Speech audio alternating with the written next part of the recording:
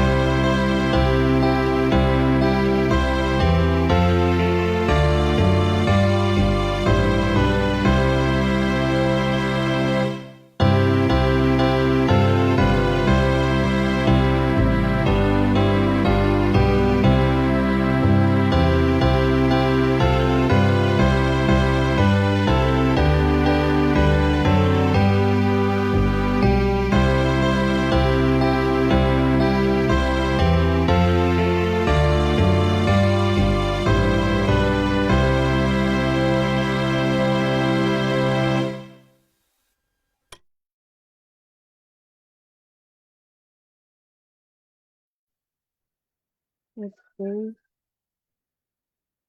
Ngayon naman, Diyos mga parang sa lahat, ngayon po ay nagpapasalamat sa bumagdamag ng kalimutan sa mga pagpilay at maraming salamat sa panibagong buhay at sa kasunod sila talaga sa amin at sa mga oras na ito.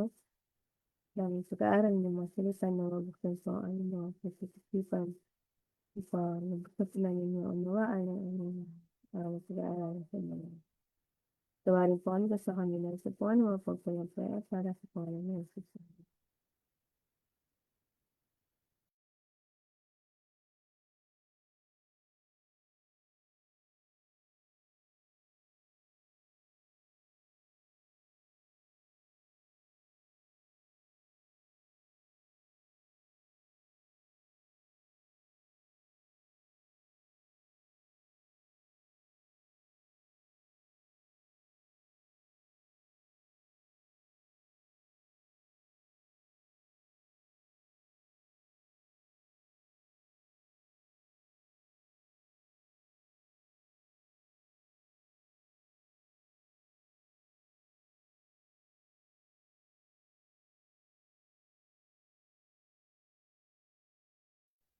Ayan, good morning po sa ating lahat.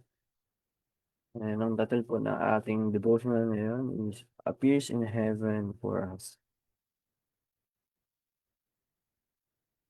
Sabi po sa Hebrews 9 verse 24, For Christ is not entered into the holy places made with hands, which are figures of the true, but into heaven itself, now to appear in the presence of God for us.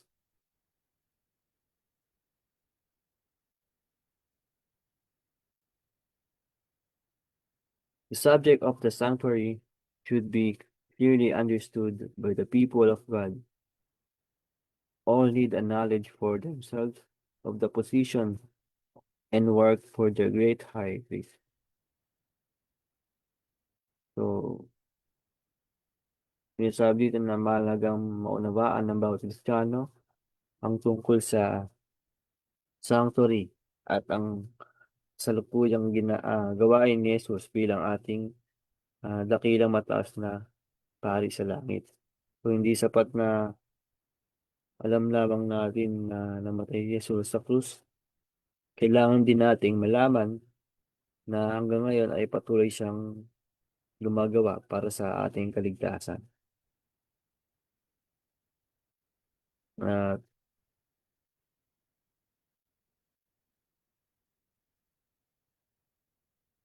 yun nga na hindi tapos ang kanyang gawain sa krus at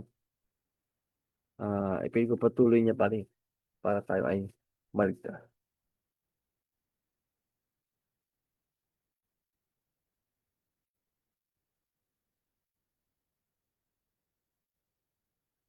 The intercession of Christ in man's behalf in the sanctuary above is as essential to the plan of salvation as was his death upon the cross. By his death he began that work which after his resurrection he ascended to complete in heaven. We must by faith enter within the veil, whither the forerunner is for us entered. There the light from the cross of Calvary is reflected. There we may gain a clearer insight into the mysteries of redemption. The salvation of man is accomplished at an infinite expense to heaven. The sacrifice made is equal to the broadest demands of the broken law of God. Jesus has opened the way to the Father's throne, and through his mediation, the sincere desire of all who come to him in faith may be presented before God.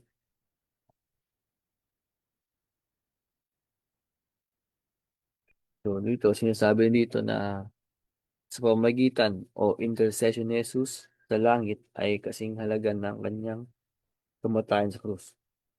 So nung namatay siya, sinimulan niya ang plano ng pagtubos. At pagkatapos ng kanyang pagkabuhay na magmuli at pag-akyat sa langit, ipinagpatuloy niya ang gawain ito sa heavenly sanctuary.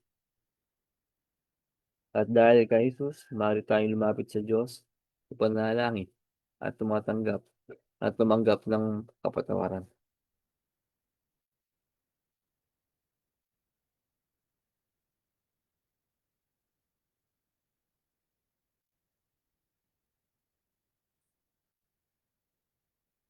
He that covereth his sin shall not prosper, but whoso confesseth and forsaketh them shall have mercy.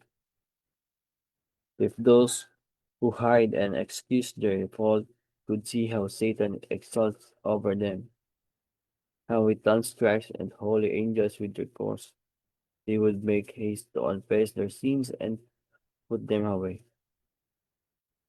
Through defects in the character, Satan works to gain control of the whole mind, and he knows that if these defects are cherished, he will succeed.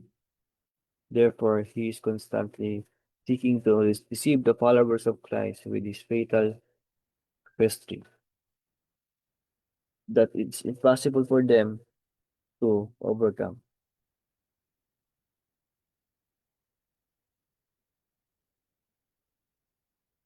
But Jesus pleads in their behalf his wounded hands, he, he bruised body, and he declares to all who would follow him, my grace is sufficient for thee. Let none then regard their defects as incurable. God will give faith and grace to overcome them.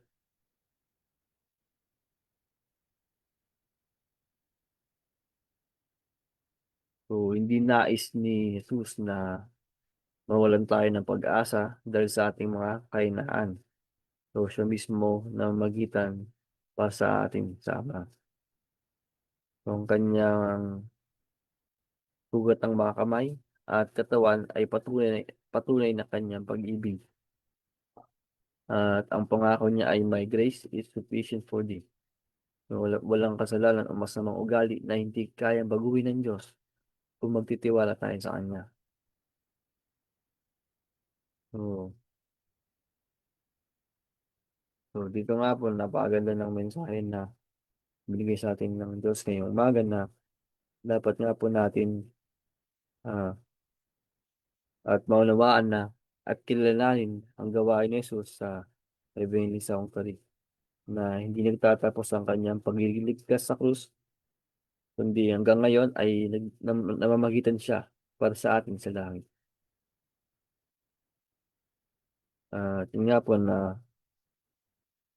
dahil kay Jesus is malaya tayong makapanalangin at humingi ng kapatawaran at tumulong sa Diyos.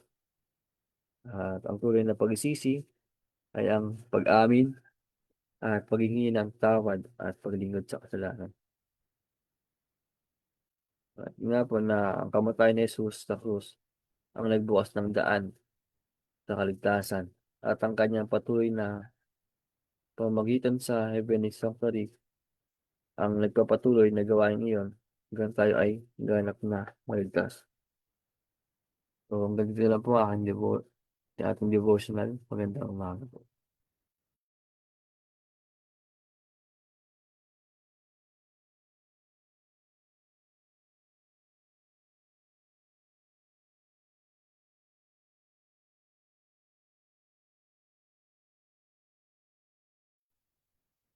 So, maraming salamat po. Lord, dapat sa inyo pong lesson na yung binahagi sa amin. So, dito nga po, no, nakita po natin na after po namatay si Kristo sa Kalbaryo, ay hindi po doon nagtapos yung kanyang gawain. No? Pagka siya po ay nagpatuloy sa kanyang gawain sa pagliligtas by interceding for us doon po sa langit. Kaya nga po tayo po ay kanyang tinatawagan na lumapit sa kanya ng magpananampalataya at ating um, sabihin, confess yung ating mga kasalanan at mag-rely sa kanyang biyaya. Rather na magkaroon tayo, imbis na magkaroon tayo ng mga excuses sa ating mga kailangan po. Dahil alam naman po natin na sa pamamagitan po ng mediation ni Kristo, siya po ay ang Diyos po ay magpo-provide po sa atin ng forgiveness, strength, and tagumpay laban sa kasalanan. Po. So, dito na po tayo nagtatapos. So, tayo na po ay dumako na sa ating um, closing song at closing prayer po ng ating speaker.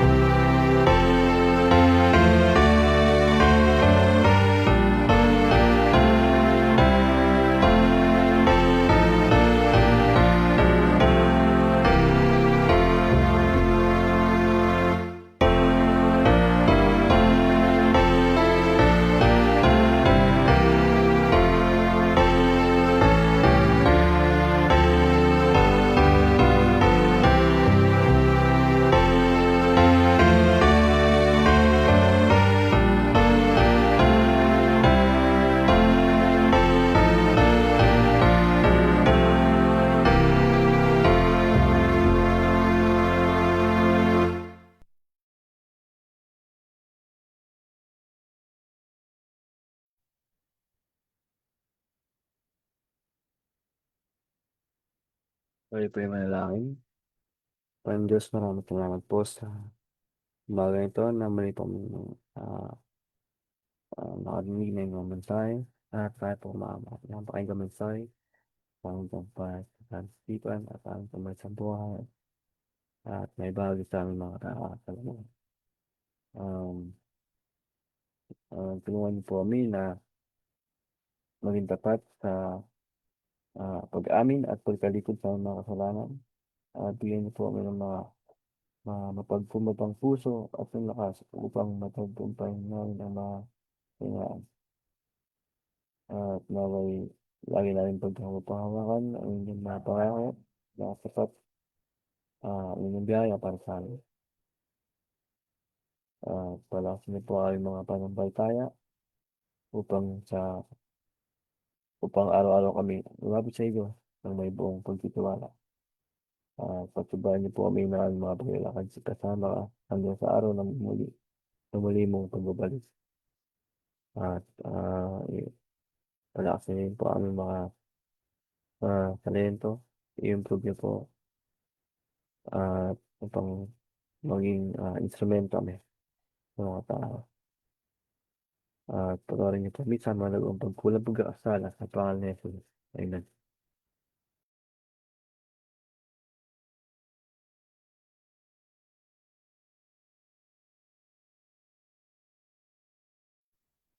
Ayan, so maraming salamat po, Brad David, sa inyong pangunguna sa amin. At ganoon din po sa mga kasama natin ngayon sa Zoom at maging sa mga nakasubaybay din po sa Facebook Live. So, akan po kayong inaanyayahan mamaya pong gabi sa ating evening devotional sa ganap ng 6 p.m. at bukas naman po ng morning devotional ng ganitong oras ng 5 a.m. So, muli magandang umaga sa ating lahat and God bless us all. Thank you.